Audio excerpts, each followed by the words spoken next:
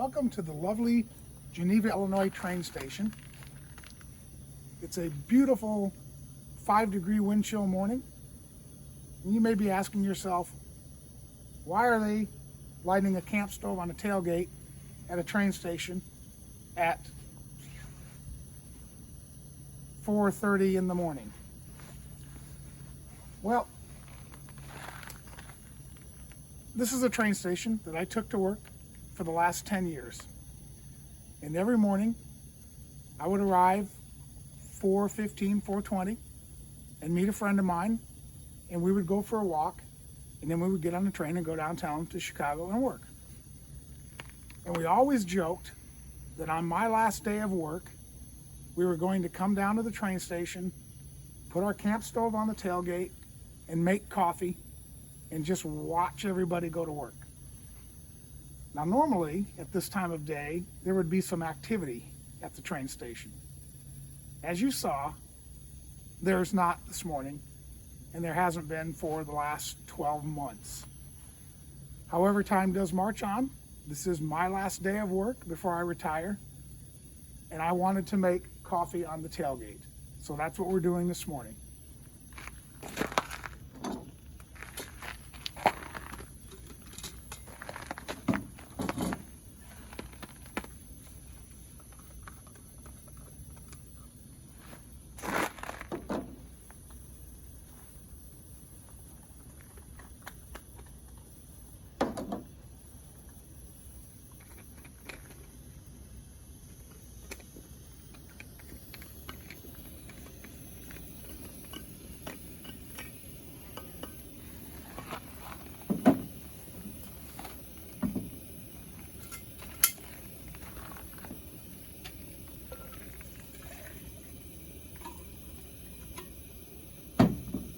So let's get this bad boy heated up.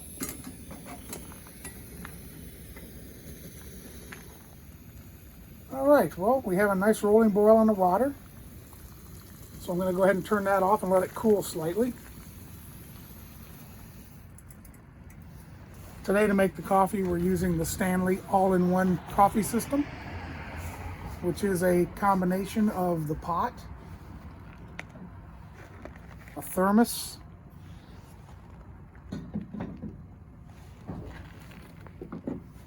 a press, and 2 coffee cups.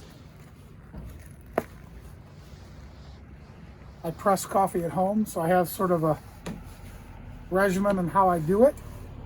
So bear with me while I brew. What I do is I let the water cool down for about 30 seconds because coffee doesn't like full boiling water. Then I dump the grounds in. Also has a place for grounds with the all-in-one system.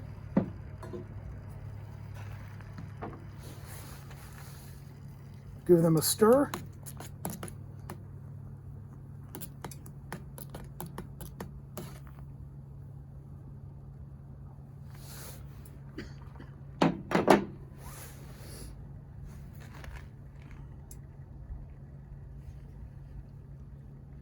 Yeah, Mike says it's on the upper level. Kind of just try to keep the grounds wet.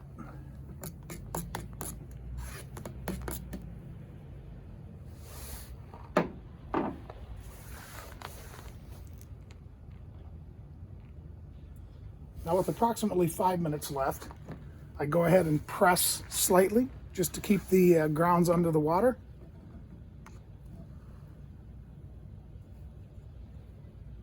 And then I let it sit for 5 minutes. Well, it's been 5 minutes, so I'm going to simply press the pot down.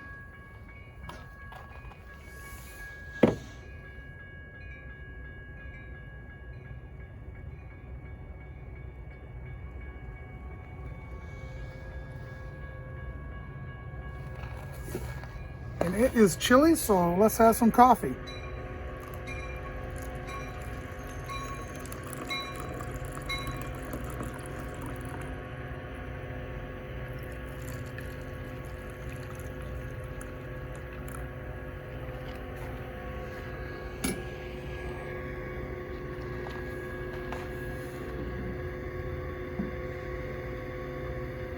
Here's to Rusty.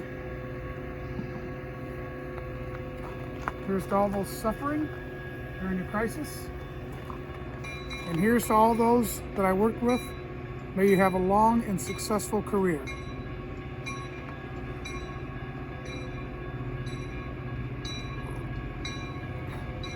And cheers to the Metro train and my friend Mike Murphy, who is out looking out the window as we speak.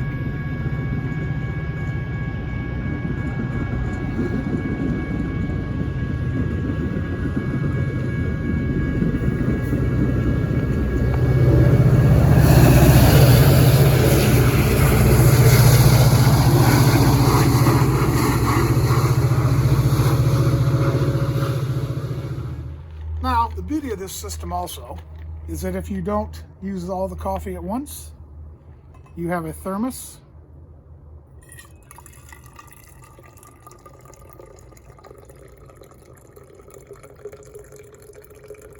It will keep the remainder warm for you until you're ready to drink it.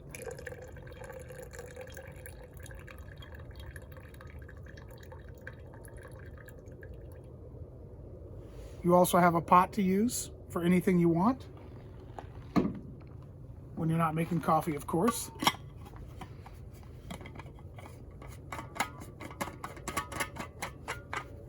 And there you have it. Now that we're back in the warmth, I thought I'd give you a brief description of the items that we used this morning in the video. First one is the Stanley Adventure all-in-one coffee system. Again, it's a French press, portable French press, but it comes with some neat things. First off, it does come with a thermos. The stopper for the thermos has a hollow portion, which you can put grinds in. Clearly, you're not going to carry grinds for a week in here, but it's nice to have if you're just taking it or you want to do it the night before and have everything ground up. So you just slide that on. It comes with 2 cups.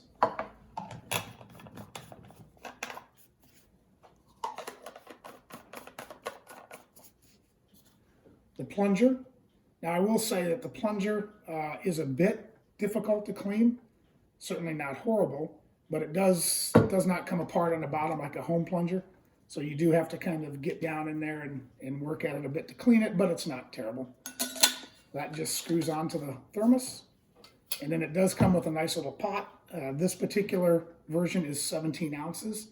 Currently, this is available on the Stanley website. List price is $50.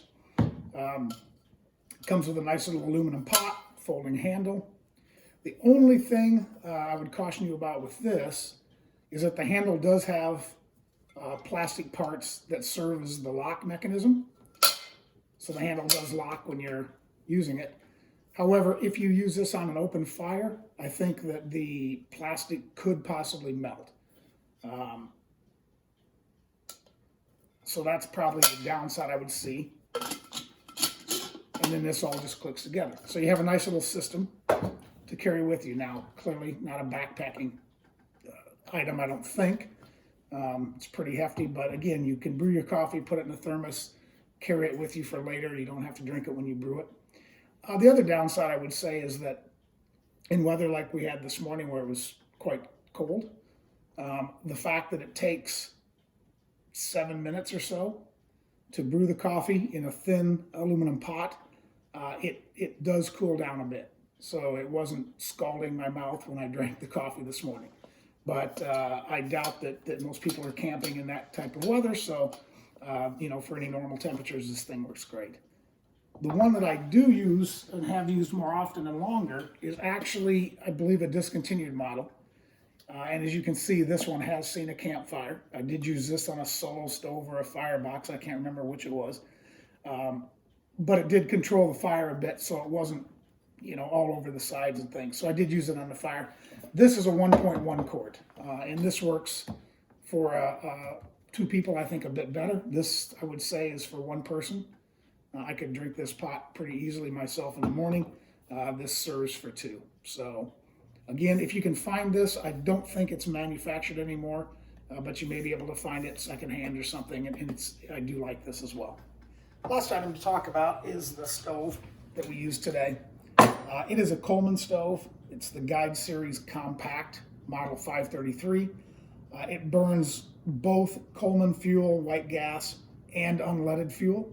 So if you're road tripping, you can always find fuel for this globally. It is a 10,000 BTU burner. Candidly, I think it's plenty hot. I don't know why people get so hung up on the BTUs of their burners. It's not like you're constantly scorching and torching everything. Maybe if all you do is burn water, it makes sense, but 10,000 BTUs is plenty hot. It's probably as much as my home stove has. This particular stove is a one-piece unit. The fuel goes into the bottom canister. You pressurize it here.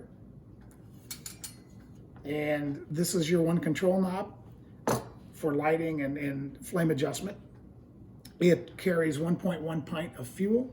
That's rated to burn for 2 hours on high. So it carries plenty of fuel.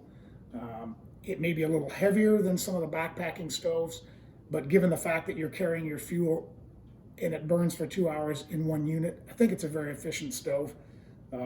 Might not be my choice for a lightweight pack, but for any sort of canoeing, kayaking, overlanding, I think it's a great stove, and it's never let me down.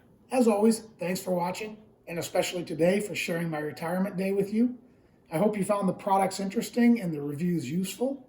If you did, please feel free to share this video with your friends and hit the subscribe button. I wish you the best. All the links to the products will be below, and I look forward to seeing you next time.